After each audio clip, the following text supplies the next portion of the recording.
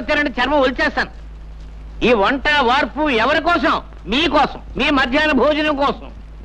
ఒక్కరోజు వంట మనిషి రాకపోతే నా ప్రాణాలు పోతున్నాయి కదా. పాఠం చెప్పకపోయినా, వంట చేయకపోయినా ఆ వీడియో వచ్చి నా ప్రాణాలు తీసేస్తాడు. అసలే తిక్క మనిషి. గొడవ చేయగానే పాఠం చెప్తున్నాను. రేయ్ ఇదిగో నేను చెప్పింది చెప్పండి. ఉప్పులేని కూర ఒప్పదు రుచులకు. కూరల్లో సరిపడని ఉప్పు లేకపోతే కూరలు రుచించవు. కాబట్టి ఉప్పు వేస్తున్నాను.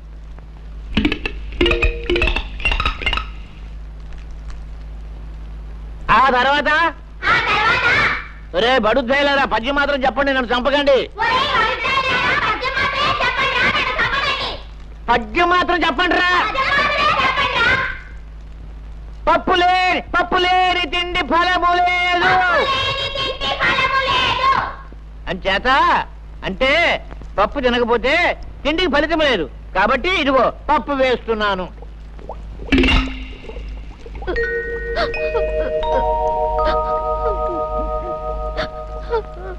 రే చదువుకోవడానికి పాఠాలు అక్కర్లేదు కానీ భోజనానికి మాత్రం టెన్షన్ గా వచ్చేస్తావు. 3 రోజుల నుంచి స్కూల్కు రాకుండా ఎక్కడ తిరుగుతున్నావురా? ఎక్కడ తిరుగుతున్నావు చెప్పు. మా అయ్యకి 4 రోజుల నుంచి జ్వరం అండి. కూలి పనికి కూడా వెళ్ళటం లేదండి. 3 రోజుల నుంచి అన్నం కూడా తింటం లేదండి. ఇవాళ బాగా ఆకలేసి పళ్ళు తిందామని వచ్చానండి. మీ నాన్న వేరేగా జ్వరమా? అయ్యో పాపం. రే నరసింహం, ఏమిట్రా? వేరే గారి ఇంటిలో పోతే 3 రోజుల నుంచి పస్తులు ఉంటున్నారట్రా. వాళ్ళ సంగతి చూసుకో. ఏమండి రాంబాబు గారు? ఏంటో గారు గీరని మర్యాద మొదలెట్టావు? మీరు సాక్ష్యాలు అవి చెప్పి జరిమానాలు వేయించేవాళ్ళు, మేం వేయించుకునేవాళ్ళం. కొంచెం మర్యాద చేసుకునేవాడి మిమ్మల్ని. ఏమన్నా నాకు తెలియక అడుగుతాను, న్యాయం అన్నది అందరికీ ఒకటే కదా? అవును. ఏం లేదు, మీకు 2 మరదలు ఉన్నారు. ఒక ఆవిడ పొద్దునే టిఫిన్ పట్టుకొస్తుంది, 2వ ఆవిడ మధ్యాహ్నం భోజనం పట్టుకొస్తుంది. మీరు టిఫిన్లు, భోజనాలు, గోరుముద్దలు, సరసాలు వగేరా వగేరా చేస్తుంటారు. మరి నేను సుబ్బమ్మ చేతిని పవిత్రంగా పట్టుకుంటేనే నాకు జరిమానా వేయించారే, మీరిద్దరు సుబ్బమ్మల చేతుల్ని గట్టిగా పట్టుకుంటున్నారు. మీకేం వేయించాలండి? ఏమేయించాలా? మళ్ళీ మా కుటుంబ విషయాల్లో జోక్యం చేసుకున్నావా నిన్ను పచ్చల బద్దలు చేస్తాను, జాగ్రత్త అనుకున్నావు.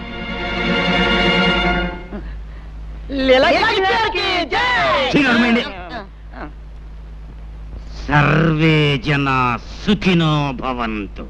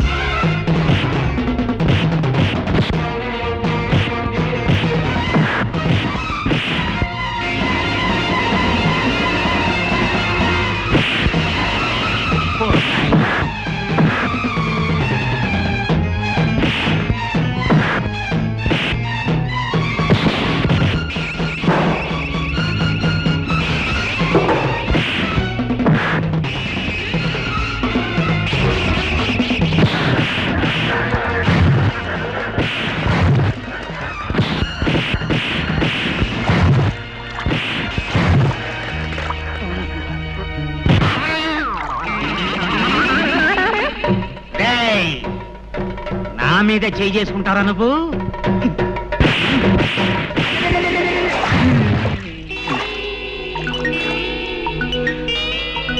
సర్వే జన సుఖినో భవంతు. దొక్క చేరేస్తానే అనుకున్నావు.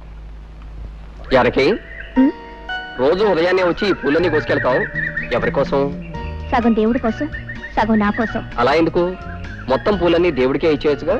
పూర్తిగా ఇవ్వమని దేవుడు నన్ను ఎప్పుడూ అడగలేదే. దేవుడు ఏది అడగడు, మనమే అర్థం చేసుకోవాలి. అడగకుండా అర్థం చేసుకుంటే అదొక్కోసారి అపార్థం కావచ్చు. అయినా దేవుడికి పూజారంటే భయం కాబోలు. ఇంతవరకు నోరు మెదపలేదు. దేవుడికి భయం ఏమిటి? సమయం వస్తే పూజారి పిలక పట్టుకొని ఆడించేస్తాడు.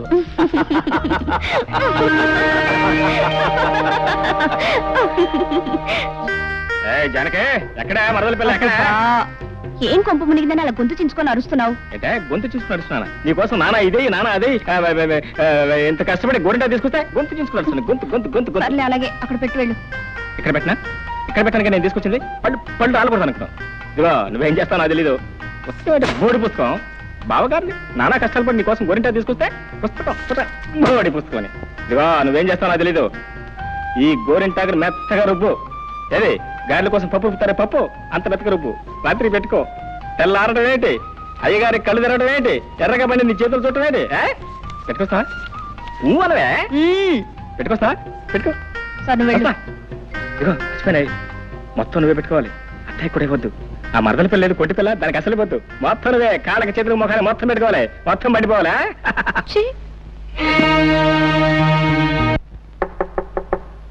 ఓయ్ ఎవరదే? నేనే బావా. ఓ నువ్వా మరదల పిల్ల? ఏంటి రాత్రి గోరింటా పెట్టావా? పెట్టాను బావా. బాగా పండిందా? బ్రహ్మాండంగా పండింది. అండకేం చేస్తే ఇచ్చింది ఎవరా? బావనే ప్రేమతో ఇచ్చాను. ఇదిగో నేను కళ్ళు మూసుకొస్తున్నాను. తలుపు తీసి కళ్ళు తెరవంగానే ఎర్రగా పడి నీ చేతులు కనపడాలి. రా బావా, రమ్మంటుంటే. వస్తున్నా కాసుకో. ఇదిగో మరదల పిల్ల తలుపులు తీస్తున్నాను. ముందు నీ చేతులు మాత్రం లోపల పెట్టు. ఆహా బా ఎంత బాగున్నాయి నీ చేతులు. ఎంత బాగా పడి. నువ్వంటే? అవును నేనే. మరి మీ అక్కయ్య ఇంటి దగ్గర శుభ్రంగా నిద్రపోతుంది. మరి ఇచ్చిన గోరింటాకు మీ అక్కయ్య పెట్టుకోలేదా? అంతా నువ్వే పెట్టుకున్నావా? గురుగారు నాకు చిన్న అనుమానం. అవకాశం ఇచ్చాను అడుక్కో. ఏం లేదు, తమరి ఈ మధ్య లీలలు ఏం చేయటం లేదు. కారణం ఏమిటి? జరిమానాలు కట్టలేక? చచ్చే అదేం కాదురా. ఆ రోజుల్లో మా గురువుగారు శ్రీకృష్ణుడు కూడా గంటకోలేలా అరగంటకోలేలా చేయలేదు. దానికి సమయం సందర్భం సెటప్ ఉంటేనే చేశాడు. ఉదాహరణకి చెరులో స్నానం చేస్తున్న గోపికల చీరలు ఎత్తుకెళ్లి పొన్న చెట్టు మీద కూర్చునే లీల మనం చెయ్యాలి అనుకో. దానికి చెరువు ఉండాలి, స్నానం చేసే అమ్మాయిలు ఉండాలి, చెరువు గట్టున చెట్టు ఉండాలి. అది మనం ఎక్కడానికి వీలుగా ఉండాలి. దొరికిందిరా కరెక్ట్ గా అదే సెటప్. ఇప్పుడు చేస్తాను లీలా, కన్నుల పండుగ చూసుకో. దీనికి ఏదో పెద్ద అందగాడని మొగుడొస్తాడని సంబరపడుతుంది. కాకపోతే నీకు వస్తాడేంటి బొరముక్కు నువ్వు? ఊరుకోండి.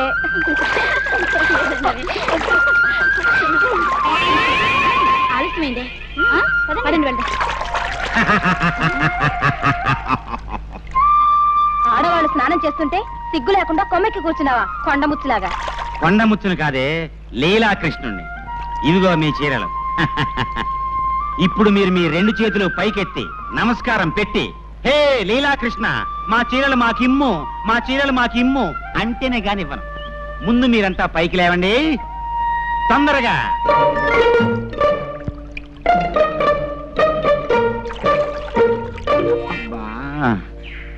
భాగవతంలో శ్రీకృష్ణుడు చీరలు మాత్రమే ఎత్తుకెళ్ళాడని రాసింది. లంగాలు బాడీలు ఎత్తుకెళ్ళినట్లేదు. పొరపాటు చేశాను. ఏంటి నమస్కారం పెట్టమంటే అంతా చెట్టు చుట్టూ చేరుతున్నారు? అలా కోపంగా చూస్తారేంటి? ఏంటో చేతిలో రాయా?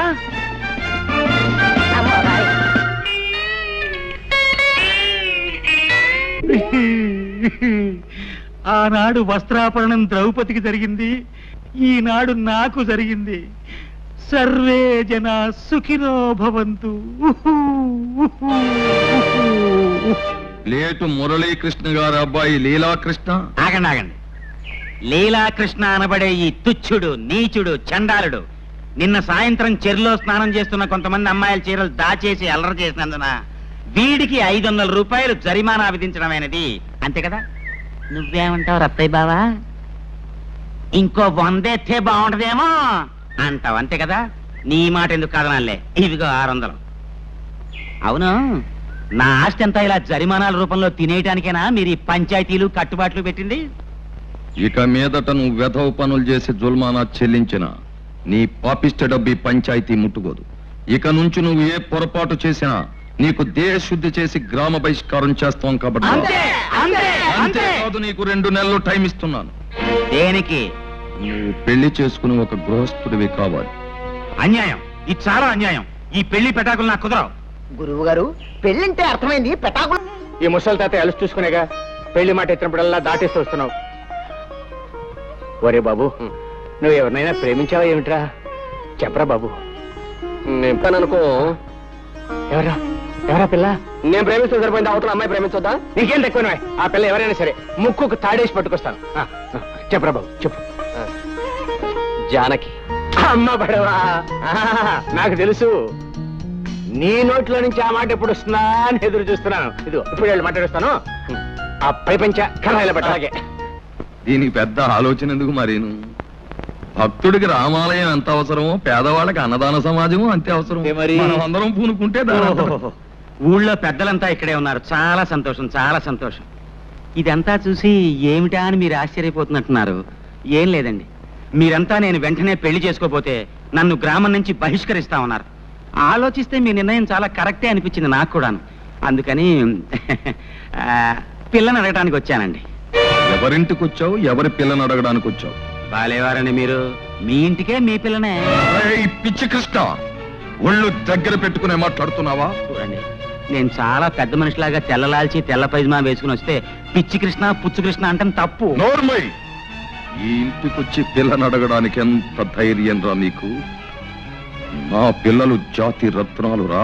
నీలాంటి గులకరాళ్ళకిచ్చి పెళ్లి చేసే నికృష్టుని కాదు. ఇంకొక క్షణం నా కళ్ళ ముందుంటే నిన్ను నేను క్షమించలే. పో బయటికి.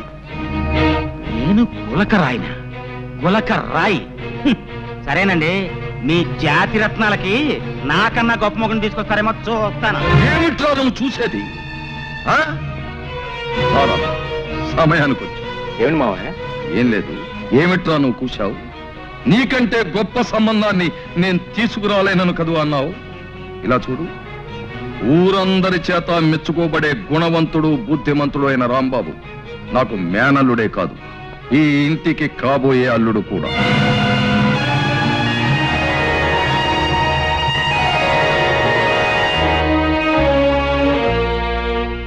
నా పెళ్లి గురించి నన్ను అడగకుండా మీ ఇష్టం వచ్చినట్టు మీరు నిర్ణయించుకోవడమేనా? ఆడపిల్లైనంత మాత్రాన మీరేం చేస్తే దానికి నేను తలూపాలా? ఈ పెళ్లి నేను చేసుకోను. ఏమిటే ఊరుకుంటున్నాం కదా అని రెచ్చిపోతున్నావు? బావకి ఏం తక్కువ నిలుగుతున్నావు? నాకేం తక్కువ అని నేను అడుగుతున్నాను. బుద్ధి జ్ఞానం ఈ రెండే తక్కువ. అన్నపూర్ణ, నువ్వు లోపలికి. అమ్మ జానకి, ఇలా రామ్మ. ఇలా కూర్చోదండి. అమ్మా, మనకున్న ఆస్తి ఏ పాటు ఉంటుందనుకుంటున్నావు? పట్నంలో ఒక పెద్ద డాక్టరు నెల సంపాదన అంత ఉండదు. కనీసం ఒక కాంట్రాక్టర్ ఇంజనీర్కి ఇచ్చే లంచం పాటు ఉండదు. అందుకని ఇంజనీర్లతోనూ కాంట్రాక్టర్లతోనూ సంబంధం అందుకునే అంతస్తు మనకి లేదమ్మా. అలాగని నేను ఏ పట్నంలోనూ 300 400 తెచ్చుకునే గుమస్తాకిచ్చి కట్టబెట్టలేదు. బుద్ధిమంతుడు యోగ్యుడు అయిన భావం నువ్వు పెళ్ళాడితే నువ్వు మా కంటి ముందుంటావని, నీకు మేము కంటి ముందుంటామని, ఒకళ్ళకొకళ్ళు చేదోడు అదోడుగా ఉంటామని ఇన్ని ఆలోచనలతో ఈ నిర్ణయానికి వచ్చామమ్మా. ఏమంటావు?